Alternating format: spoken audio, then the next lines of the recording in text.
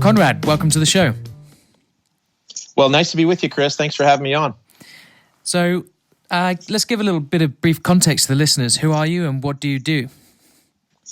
Well, my name is Conrad Ray. I'm the director of men's golf at Stanford University. I'm in my 16th season here at Stanford as the head coach, and also an alum of the university.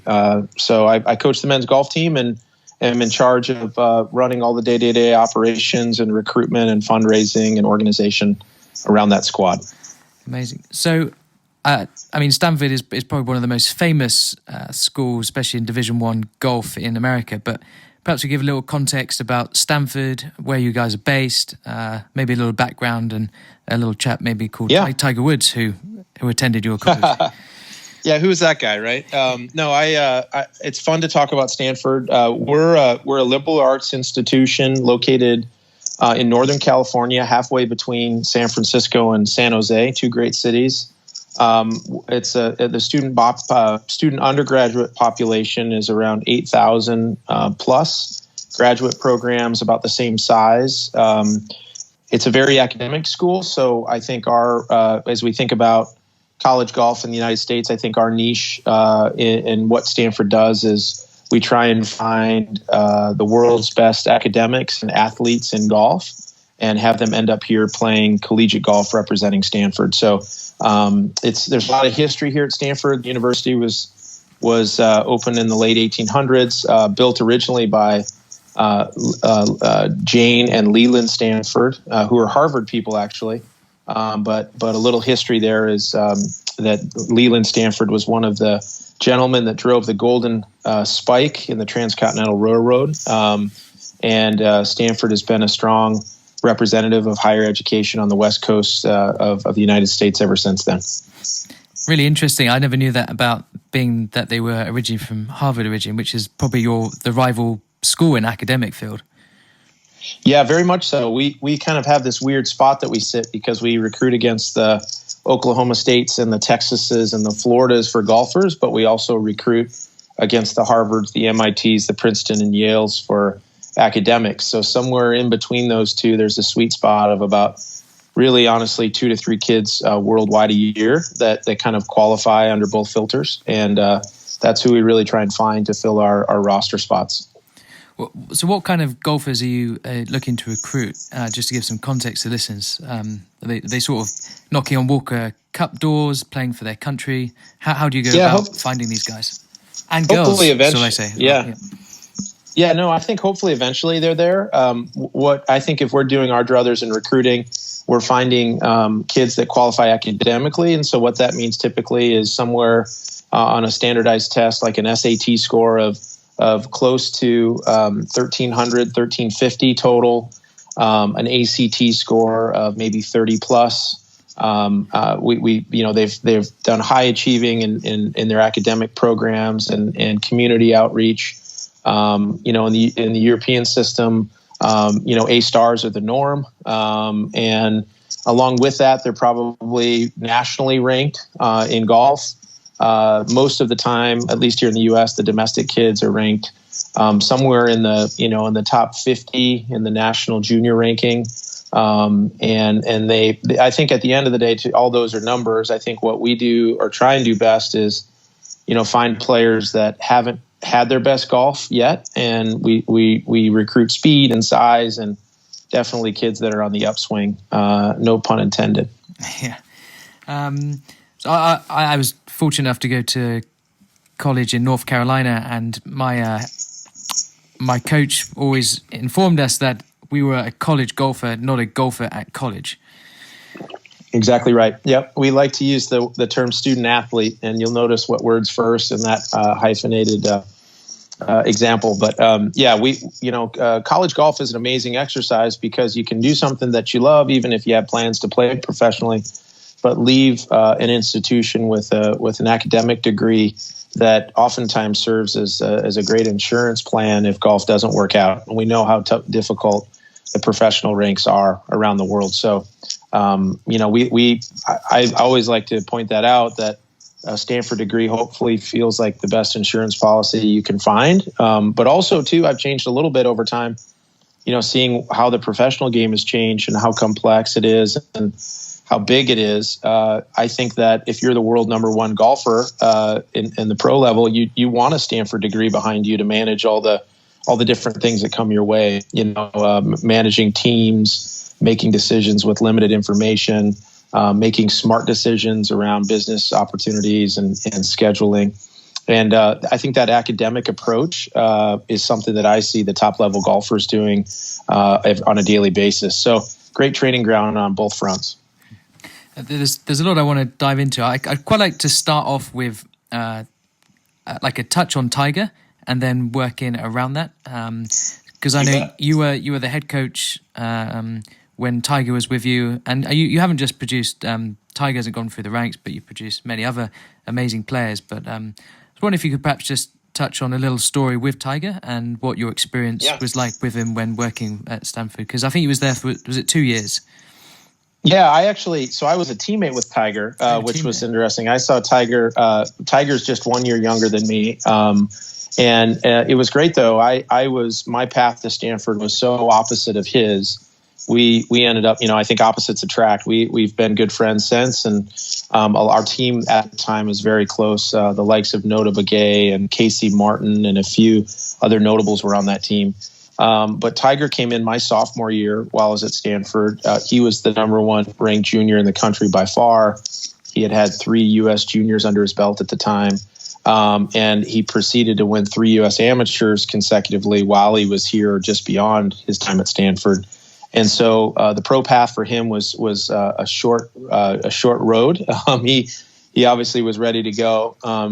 I guess one of the funnier stories I can recollect from Tiger's time here, being on the team with him, is I was kind of at the time as a sophomore, probably the 6th or 7th guy in the lineup. My role with our legendary coach, Wally Goodwin, who's a Hall of Fame guy, was to kind of clean up the mess. I was the guy that was going to work the hardest and turn the lights on and turn them off and drive the van if needed to, haul some luggage, whatever needed to be. So Tiger comes in his first tournament, his freshman year. We make a trip up to San Francisco for the first event, and clearly Tiger didn't need to qualify to make the squad. Jumps out of the van. All the older upperclassmen were waiting for him as our normal tradition for the freshmen to get all the luggage. He didn't do that. He was like, I don't want to get all the luggage. He said, here's the deal. If I win the tournament, then I don't have to carry any more luggage the rest of the year. So everyone started laughing at that. And Nota Begay was just cheeky enough to say, okay, that's a bet. And sure enough, he goes and wins by 4 or 5, I think, down in New Mexico. And that was pretty impressive, right? But the only problem with that was the next guy on the list to carry all the luggage was yours truly. So I ended up becoming a professional porter for a couple of years, when we went on these road trips. So we had a good laugh about that. But anyway, Tiger clearly, when he got on campus and his time here, he set the bar and still does. And throughout his professional career, what he's been able to do is really awe-inspiring. And to this day, I find around the world as we recruit, we find kids that really just want to emulate what he's done on the golf course. And that's a pretty special thing here 25 plus years later. Firstly, I must apologize. I put you to about 120 years old if you were the head coach when Tiger was there. But what an amazing experience of playing in the same pack. Yeah, it was fun. I mean, I learned so much. My path to Stanford, like I mentioned, was opposite of that. I was a walk-on. I grew up in a little small town in the Midwest in a town called Austin, Minnesota. And for me, my pathway was like, hey, I somehow luckily connected with Coach Goodwin. He had missed on his top recruit the year prior, my year. I said to him, if I can get my SAT score high enough, would you offer me a walk-on spot? He actually said yes, which shocked me. And so I went to work to try and get my academics in order and get admitted to Stanford, and then I did. And so I called him back, and I think he was a little surprised that I was able to do it. But I walked on my freshman year, was the only freshman on the team, and we won the national championship that year, which was the team championship, which was the year prior to Tiger arriving. So, for me, it was like jumping in the deep end of a pool. My game needed to get a lot better in a hurry. But I was able to work hard at it and had a really rewarding career here. I ended up being captain of the team and playing pretty decently, at least decent enough to decide that I wanted to turn professional after my time at Stanford. And I spent about 7 or 8 years playing really around the globe until having a chance to come back and jump in as the head coach in 2004. So that's my quick story. Amazing. I definitely want to touch on that sort of, especially from a coach's perspective and your perspective of how you talk through players taking that decision and leap of faith from going from college golf to professional golf. But how about we start with once you recruit a golfer and, you find, a golfer that is of academic ability and golfing ability, what does that look like in terms of the recruitment of the next stage? Do they get a visit to Stanford? Do you do like a play-in day? And then finally, the selection process of scholarships and etc.?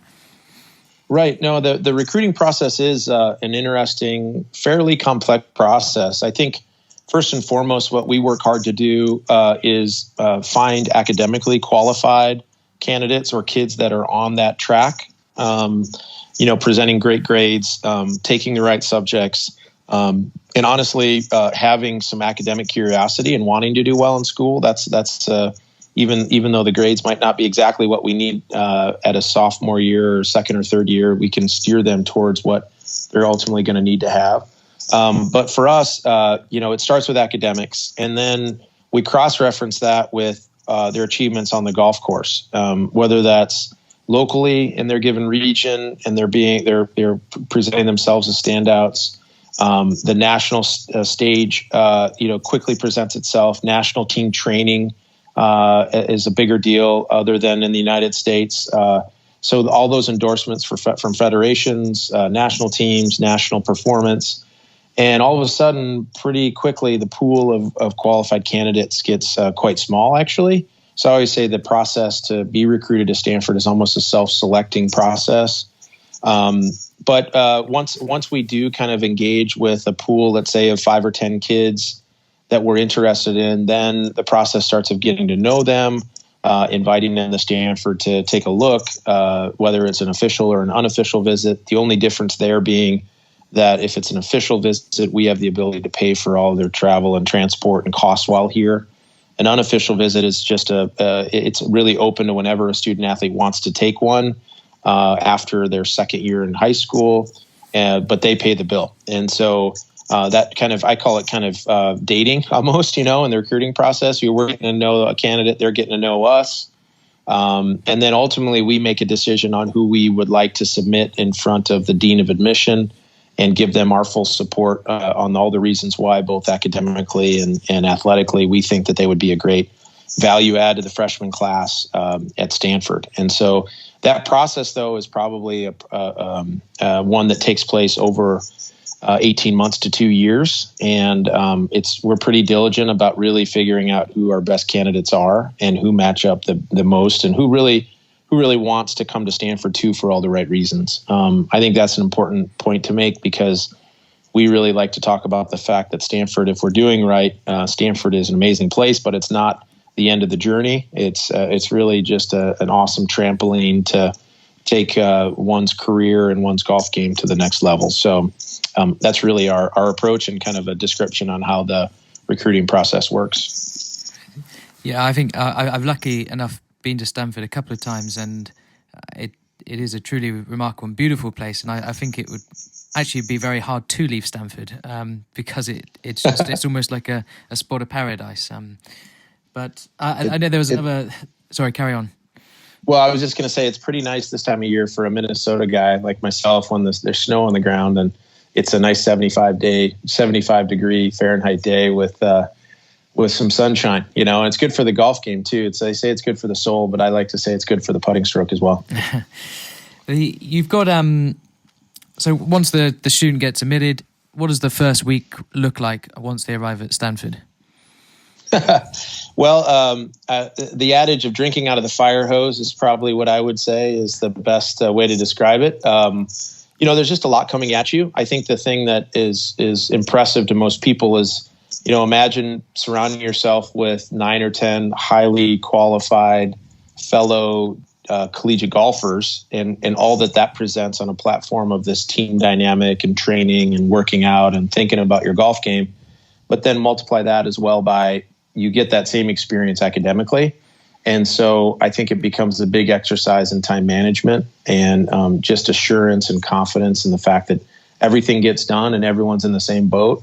But I think the first week or two for a lot of the kids is really quite a bit of a culture shock, because most of the time the student athlete is coming to us. They're a really big fish in a small pond. Now they're a really small fish in a big pond. And that's the transition that takes a little bit of time and effort and setback too. I think that's one of the things that we're trying to identify when we recruit kids too, is who can manage disappointment and some frustration and some failure too. I think sometimes nowadays in junior golf, when a kid is a really high achieving kid, they maybe haven't been faced with dealing with that sort of setback or failure. And so we're trying to think about that critically when we recruit kids to Stanford for sure. I always remember there's actually two stories I wanted to bring up on. One was one about when Tiger Woods first entered, I think, a history class, and he was sat next to a linebacker, and then he started like articulating about like Thoreau, and he was just like, "What? You know, you're not supposed to be speaking like that. You're not supposed to have such great communication, so much depth of knowledge in history. Like, what am I up against here?" It's a true story. I think you can find that around every turn. Tiger also tells a story about his freshman year going to the bookstore, and at the time, laptop computers and computers were kind of new. I was actually the year before. I was in the first class of that used campus-wide email, and so we think about now where things have gone technology-wise. But Tiger tells a story about his roommate going to the Stanford bookstore and buying a computer, and by the end of the day had it disassembled and was all the pieces were laying on his desk. Mm-hmm. And Tiger walked in and said, "Why are you doing that?" And the kid said, "Well, I just want to figure out how this thing works." And so I thought that's a kind of a cool story as well. Thinking about his experience, and really the experience that you'll find across the board with so many high achieving, kind of out of the box thinking people, which adds to the overall experience, hopefully. Then the last Tiger Woods story I wanted to bring up was is this true about I wonder if you could just touch on the NCAA laws about students not being able to pay for their way during their time in college. And I think Jack Nicklaus invited Tiger Woods up to spend lunch with him.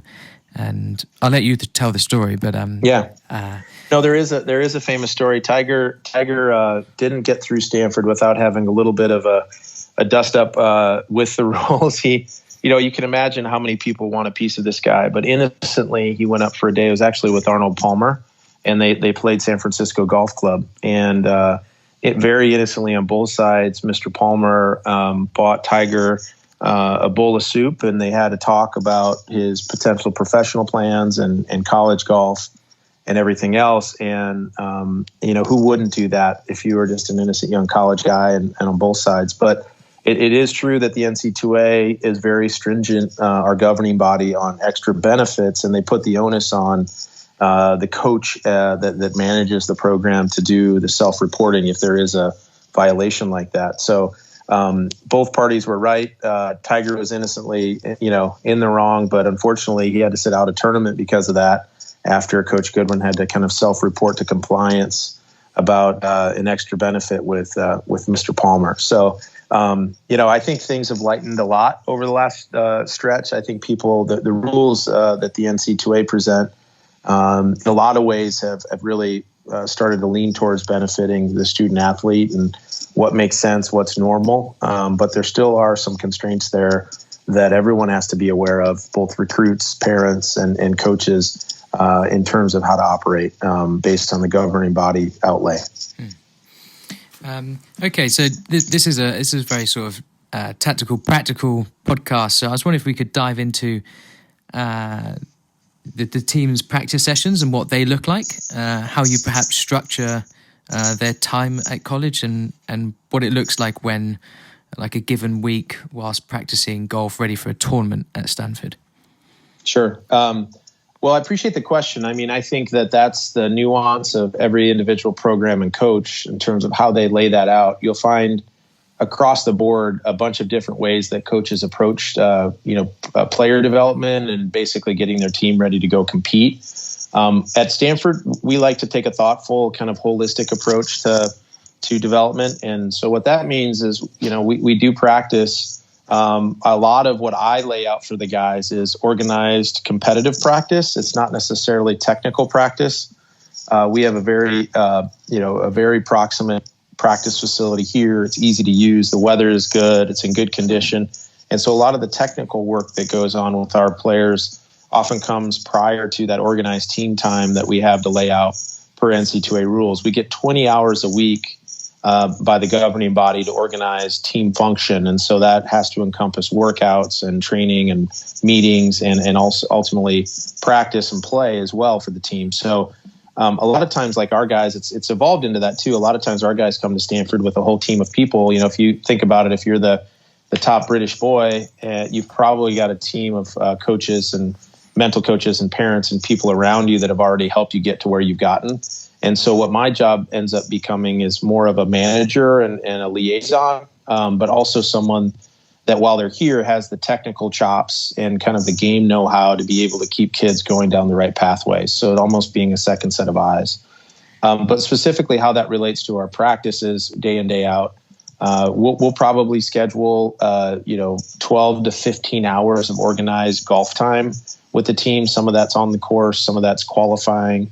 A lot of that is on our practice facility where we set up competitive games and different thoughtful ways to really have guys check in on areas that they're deficient, but also have fun and get better at areas that they're already good at. So it's a balancing act, but a lot of it is just based in competitive practice. Could you give us some examples of what those competitive games look like? Yeah, sure. I like to focus on shots off the tee, kind of the longer shots, long irons. I think nowadays with all the great strokes gain data out there, it's clear that guys can really gain margin from 175 to 280. And so if you can drive it in the fairway more consistently at distance, if you can hit it on the green from anywhere north of 175 yards, you're gaining strokes on the field in most cases. So we focus on hitting in those areas. What that means is we maybe will set out a margin that they have to, a target, if you will, a target area that they have to hit a certain number of balls in to qualify to go on to a tighter margin target. They might be competing with a teammate where they're actually having a race to whoever can fit the most amount of balls with that given club or distance in that zone. So we think about kind of different ways to set up games, matches, different ways to score that type of competitive practice. And then when it comes to short stuff, we do very much the similar thing, chipping games. We do match play brackets. We set up different shots that we might see in competition. We have progression practices where we set up a pretty difficult shot to start, but the only way you can move on to the second shot in the progression is to complete the first stage. So it might take 10 or 15 or 20 reps to execute the first shot. And then we see who can progress the farthest into that chain of different shots that we decide. We've also just recently, I love TrackMan. We use TrackMan quite a lot. I think it's really changed the way that teachers and coaches and swing mechanics, if you will, diagnose what's going on in the golf swing. And I like it for the fact that we have guys that have different moves and their swings look different, but we're working towards efficiencies at impact, and that's really all the ball understands. So we use TrackMan quite a lot, whether that's dispersion testing, distance testing, just general club fitting, which is part of that holistic eye of being developed and prepared to play. We've also added a new element this season, being one of the first and only U.S. schools to have a TrackMan Range product, which is really neat. Essentially, TrackMan Range allows you to GeoNet your practice facility, and then using a smart tablet or smartphone, you can geotag your location and get all the ball data that TrackMan would offer. And so what's cool about that is not only do we have direct feedback every shot our guys hit in terms of distance and dispersion, but on the backside for our coaching protocols, we are able to analyze the data and figure out patterns and consistencies and maybe gaps in training of individuals that need to be addressed. So we take a pretty thoughtful approach on how we do set up those competitive games and those protocols for sure. It sounds very like you're creating sort of pressure-like environment ready for competitive-like situations. Yes, we like to, at a high level, we'd like to think that our practices are harder than what they're going to experience on the course. And I think if you dig deep into kind of the sticky practice and what really works, like this true idea of taking practice to the course, that's what works best, both from a physical standpoint, but from a neuroscience standpoint. And so we try hard to make our practices very challenging. Our guys know that going in, that it's preparation for what lies ahead. I think that's what's gotten a little out of, personally, just a comment, I think what's gotten out of line a little bit is that people are really good at trying to teach golf swing, but they don't actually figure out if the golf swing's producing a better product. So, hey, great, my lines, I might be shallower through impact. I might be able to hit it on the face more, but does that really mean I'm shooting lower scores, or is it just looking better on a 2D video, as an example? And so I think the more we can get out of this mode as teachers and coaches of having it be what it looks like and more into what it is and what it produces, I think we'll all be better off in terms of game development and people enjoying the game more. So just a comment there.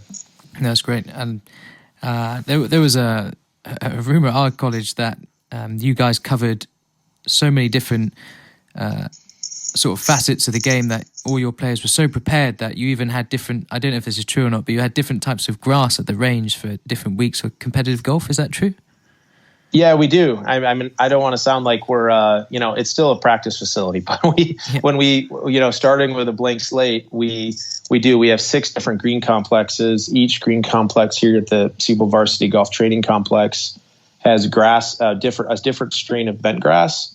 So they all putt a little bit differently. We have different grades of sand in the bunkers, different rough grasses around the greens, some fescue, some bluegrass, a little bit of Bermuda.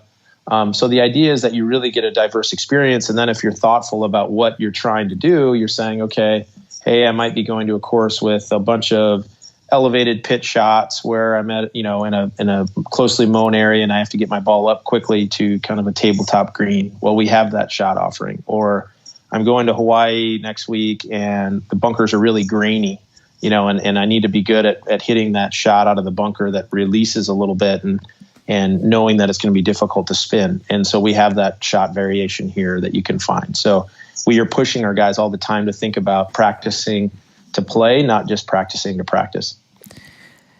Let's talk about the tournaments, because every other week you have a tournament, or is it every week? Could you perhaps just dive into that?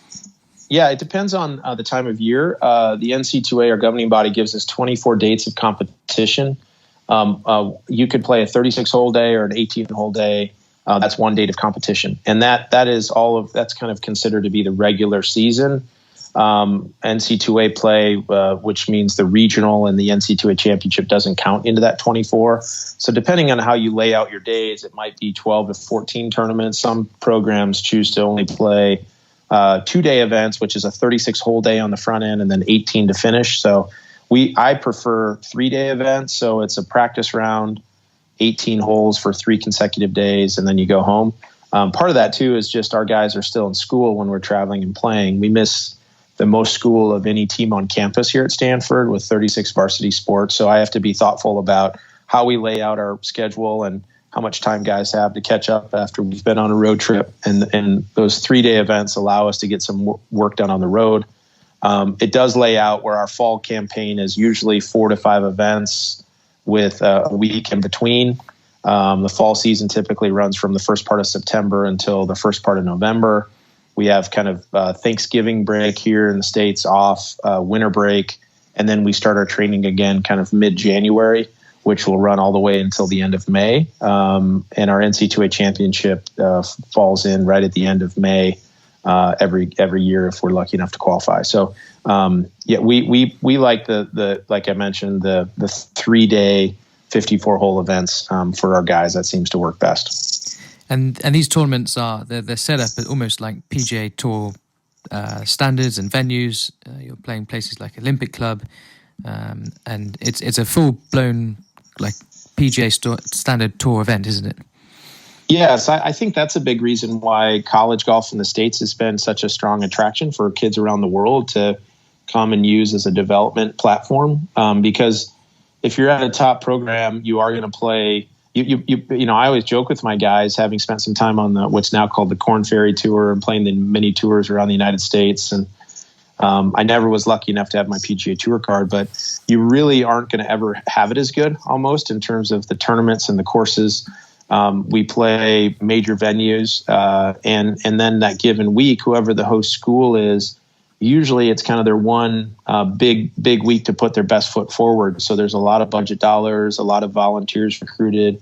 The food's always great. You know, it's just you're very well taken care of if you're playing one of the top schedules around the country, and you're doing that with your team, which is fun. On top of it all, you're traveling with 5 or 6 fellow teammates.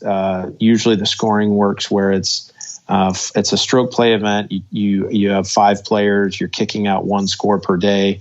Those 4 scores are added up over the course of 54 holes to determine your team champion. So it's just a lot of fun, and it's pretty cool to be able to travel around the country and play a lot of really great golf courses.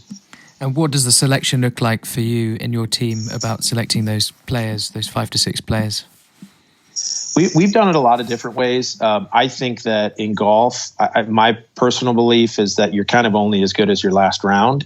And so we do a lot of internal qualifying. Even if people on our roster or guys on our roster have been playing really well, we put them through some internal qualifying, when we're back on campus and have some time to prepare for the next event. And so, we try and keep it very competitive throughout the season, which I think lends itself towards performing well down the road. But we've done it a bunch of different ways. Typically, we'll have an open qualifier. Maybe it'll be 36 holes or 54 holes here on campus or in the neighborhood, if you will, courses around the area. There'll be 2 open spots, and we might have 3 coaches' picks or vice versa. We've also done kind of a rolling stroke average where you look at the last 6 rounds of that player has played, and the low 5 on terms of average are picked to go. That's usually a pretty strong sample of where a guy's at with his given game at the time. So there's just a lot of different ways, and some of that's dictated by schedule. The old adage of when I played, Coach Goodwin used the point system. He'd basically look across the table and point at 5 guys and say, "You guys are going." Right. That we don't use that. We don't use the point system as much anymore because everyone here hopefully is qualified and wanting to play and get in there in a fair way. And your spot, yeah. What about how about workouts? Let's touch on that because I know that's been a huge part of a college golfer and taking their life on tour, and how that's just transformed the game recently. Yeah, I think physical fitness is a huge part. I mean, you look at what DJ and what Brooks Koepka and Justin Rose and all these great players are doing. Tony Finau. I mean, it's a game that rewards speed, and it's a game that rewards resiliency. And if you can stay healthy, that's a big part of it. And I know that's our first and foremost goal when we think about our training. We take we're not doing the same workout as the football team, which is something to stress. I think we think about golf and we think about mobility. We think about flexibility, and we think about cardiovascular. If you're playing, and then one nuance, in college golf is that you're carrying your own clubs, you're pushing your own bag oftentimes, and so you have that added element of a 30 or 40 pound thing that you got to lug around every day. That the pros don't. Granted, the volume of golf that professionals play is much higher than in the college game, but I think for us, physical fitness is a big important piece of our performance model. And I think it's great. We're lucky. We have a strength and performance coach that we share with our men's basketball team, and so he only has 2 teams, essentially 20 student athletes that he trains on a weekly basis, and he can thoughtfully give workouts that are individually crafted and tailored to each each student athlete, which is something that is also important to think about when you do training. I think you have 10 guys in a room, you can do only a certain amount that really address each individual's needs. And so we like to dig into that a little bit and try have it be as individualized as possible. And how often do the team members work out on a week-to-week basis? Right now we're in the gym 3 days a week. Each session runs about an hour 15.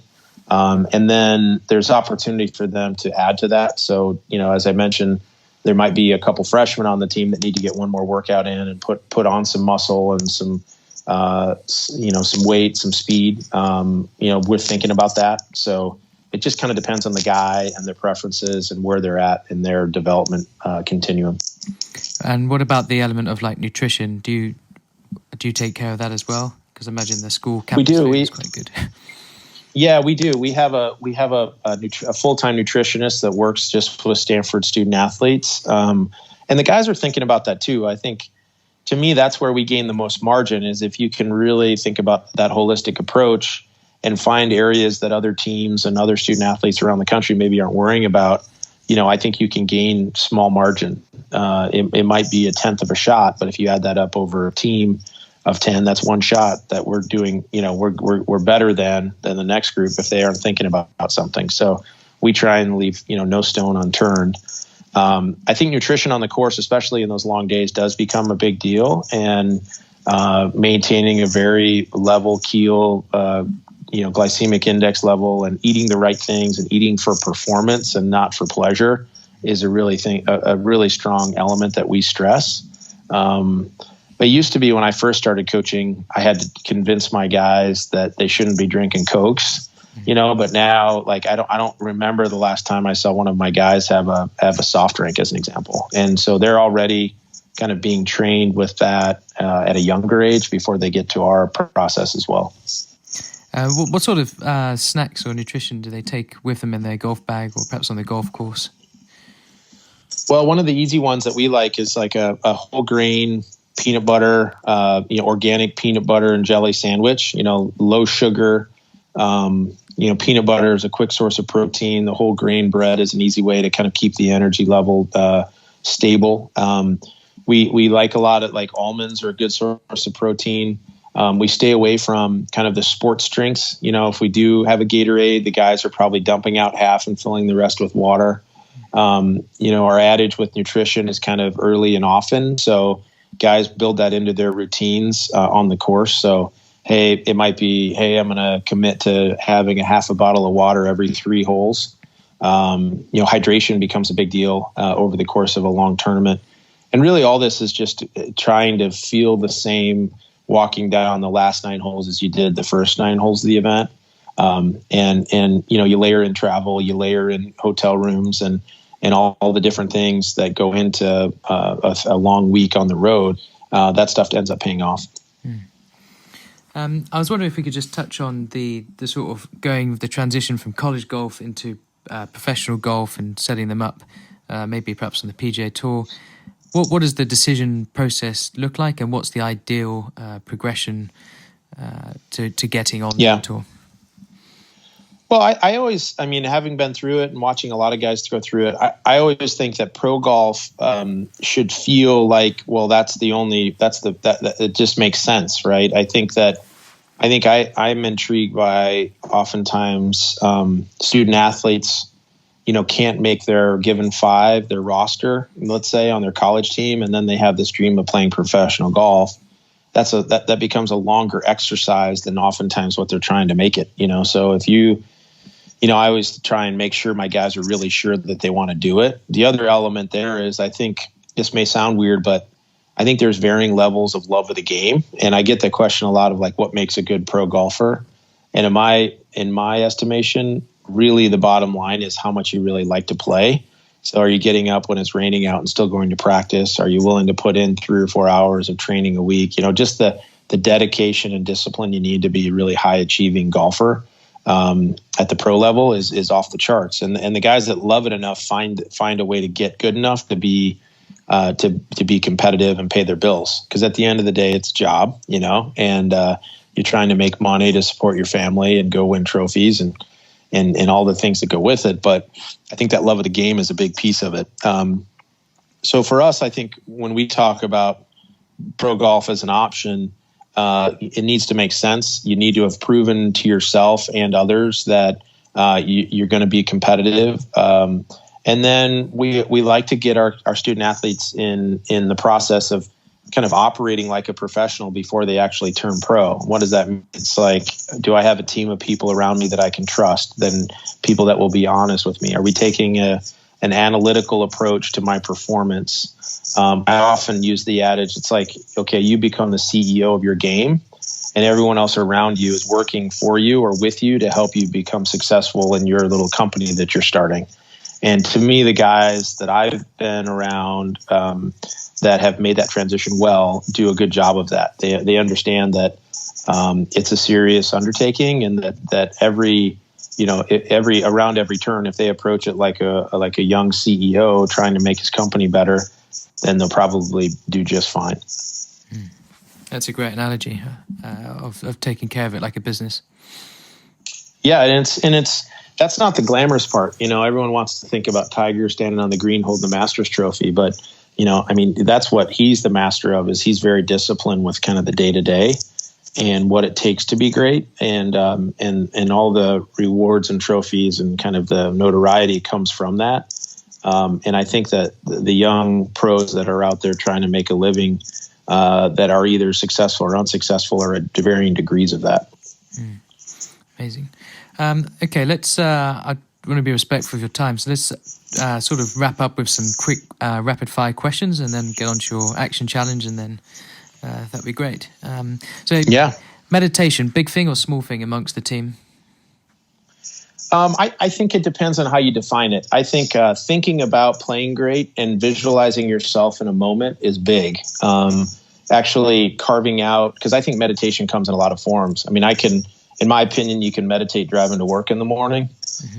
It's, like throwing a blanket over all sort of like positive thought and kind of calming thought, to me is a little dangerous, but I definitely think our guys, the ones that are winning and doing well, are definitely trying to imagine themselves in the moment and doing what it takes to be successful.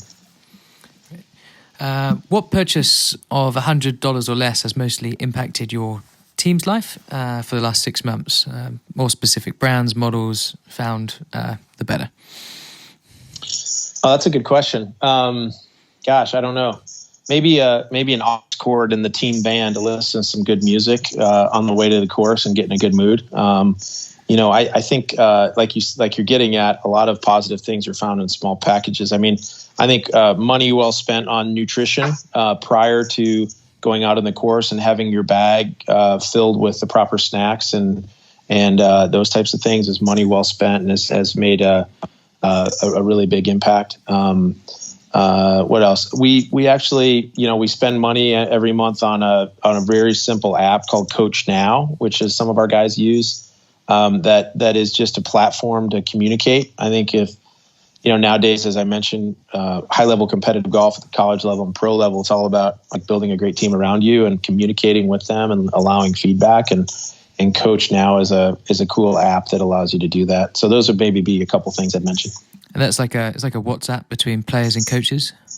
Exactly. Yeah. Okay. Yeah. And it's all based on sport, and you can record any different medium to share. So as video, written text, audio, and then everyone in your given circle sees and understands the post in real time. So there's not this, it allows you to, as a player, to, one of the big things that I see kind of as a norm with a lot of great players I've had is they're very self-aware, and some of that comes in the form of journaling. Some of that comes in the form of really understanding their statistical outputs and what that means. And I think having a platform, whatever it is, even if it's just a Google Doc to share, with the people around you on what's going well and what's not, is a great way to start in terms of overall development. Amazing. I will include all of those in the show notes. And it was an aux cable, is that right? Yeah, I just had to pull that. $100 or less. I don't know much. You can't hardly get a steak dinner for $100 or less in San Francisco. I was going to say, yeah. The aux cables in San and Francisco are pretty expensive, I hear. Yeah, or if you've had a long day as a coach, a nice bottle of California Pinot Noir, is good for the soul too. But I don't know. I think that there's a lot of things out there. I think at the end of the day, what you're hitting at is just people doing what they can do to find their recipe for success, and everyone has a different recipe from a coach's seat, I think, and so what works for some guys might not work for others, and sometimes I, as a coach, have too strong of opinions on what should work, and instead I got to step back and say, hey, this guy's figuring it out on his own way, and that's powerful. Yeah, amazing answer. The next question is, what is the most? I was going to flip it the other way around, and actually, my college golf coach gave me 2 books when I first arrived, and they were on my in my bedroom, and it was Golf Is Not a Game of Perfect and The Match. One's by Bob Rotello, and I've forgotten who the other one was written by. But what is the most gifted or recommended must-reads from Conrad Ray? Well, I think anything that you can consume from Dr. Carol Dweck, who's a Stanford psychologist, is off the charts when it comes to golf. She's really kind of the founder of this movement of mindset and positive mindset and being able to manage failure and take failure and evolution as a positive versus kind of a fixed trait. So anything with Dr. Dweck's name on it, I like and think it applies really well to golf.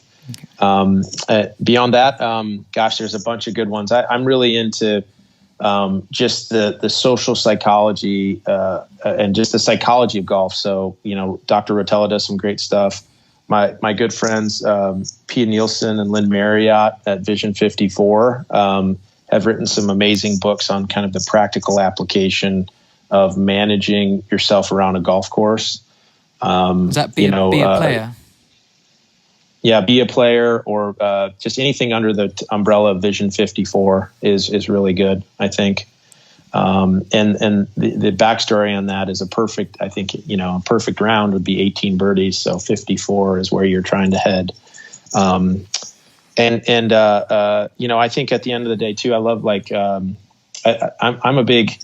I'm a big kind of fan of people that become students of the game. So I think it's really important to have appreciation of golf course architecture and kind of history. And I think you become a better golfer if you understand some of the nuances of design. So that's some stuff that I've been looking at lately. I think the evolution of golf design around the world is fascinating to me. Okay. And how about one book that's non-golf related?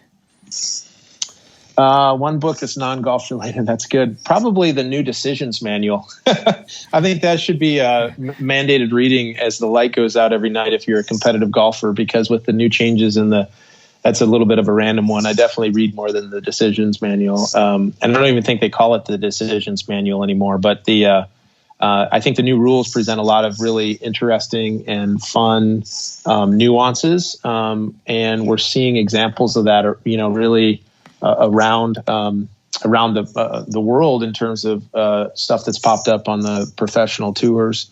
But another great read if you just want, and it's a title that a lot of people have seen before, but The Boys in the Boat is one of the great all-time kind of team-oriented books, and it's worth a read if someone hasn't seen it yet. So never seen it, never even heard of it.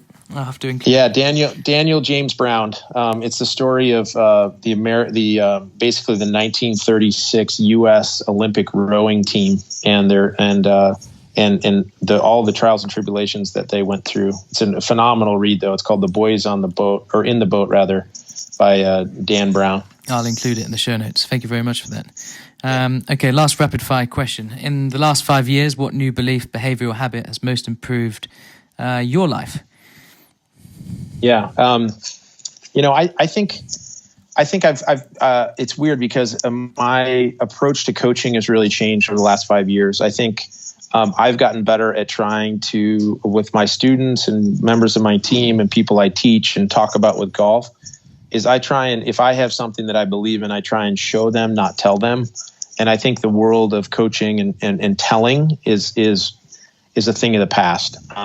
So I try and prove it out and show people why I think things happen or things are important versus kind of the days where I would go take a lesson and my pro would tell me what to do instead of asking really good questions. And nothing against him, but I just think the way people are learning is evolved. And so that's probably what I'd say. And I try and think about when I work with my team, I need to be a really good question asker versus someone that has a bunch of opinions.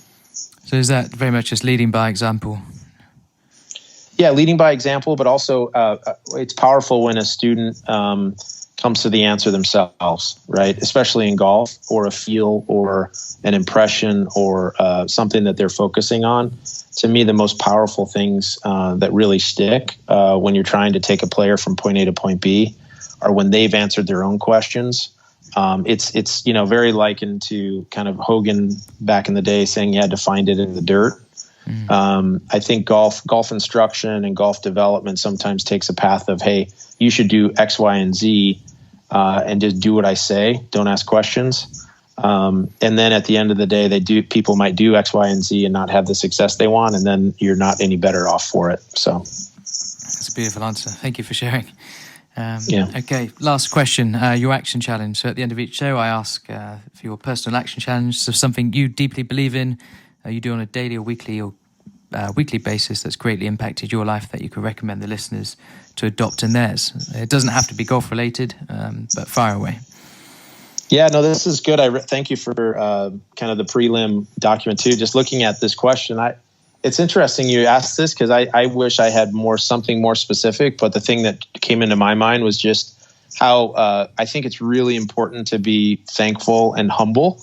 I think that if you have success in your life, you need to recognize why you had it. And I think sometimes it's easy to take full ownership of that instead of understanding that, results and positive things that are happening in your life are oftentimes a result of other people's actions and the work that they do on your behalf. So I would say being thankful and humble is something that I try and recognize on a daily or weekly basis. And it's done well by me. I guess kudos to my parents for raising me in a way that helped me understand that as well.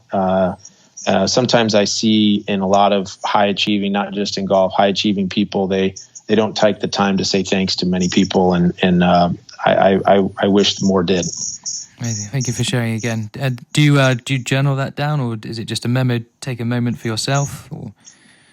Yeah, I just think about, I think, that's what I love about the job I have. And I think everyone has a job that hopefully they enjoy and throws them a lot of different things on a weekly basis. And I think it's easy to kind of go through your week and not take the time to kind of smell the roses a bit and say thank you to the people that are part of that experience with you. And so, that to me is just, I take a pause and I think about it and take some time to say thanks.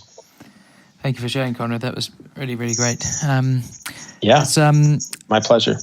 Where can people find you, or maybe, if this is a student, hopefully coming to potentially one day come to Stanford, perhaps where can we direct them in the right place? Yeah, I'd probably give you a couple different places. StanfordMen'sGolf.org is our team website. It's like our historical website and a place where you can find a lot of great information and history on the team.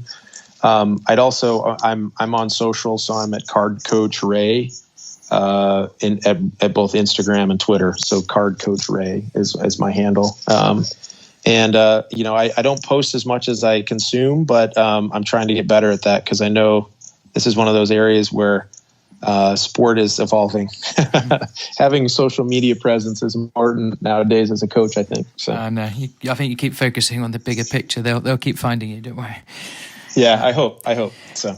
Conrad, thank you so much for this. This was an amazing episode, and wish you guys all the best for the coming season. And let's keep in touch. I'd love to check in with you in the future. Chris. Thank you so much. Well, thank you for your very thoughtful questions and preparation. It's great to be with you, and hopefully it all made sense. Appreciate your time. Thank you very much. Cheers, Conrad. Bye-bye. Okay. Cheers. Bye-bye.